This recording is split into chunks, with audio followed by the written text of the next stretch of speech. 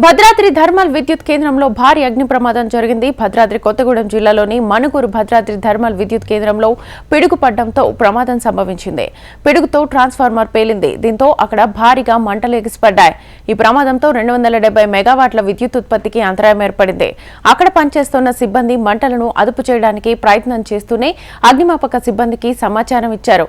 సమాచారాన్ని అందుకున్న ఫైర్ సిబ్బంది ఘటనా స్థలానికి చేరుకుని 2 గంటల పాటు శ్రమించి మంటలని అదుపులోకి తీసుకొచ్చారు.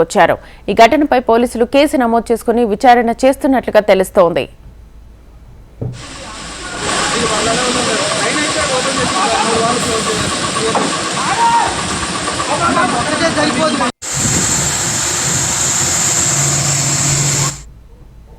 ఈ ఘటనపై విద్యుత్ ఉన్నతాధికారులు ఆరా తీస్తున్నట్లుగా తెలుస్తోంది. Telangana power generation corporation limited వారి ఆధ్వర్యంలో బొగ్గు ఆధారిత థర్మల్ విద్యుత్ కొనసాగుతోంది. ఈ విద్యుత్ కేంద్రంలోని 2 యూనిట్లలో 1080 మెగావాట్ల సామర్థ్యం ఉంది.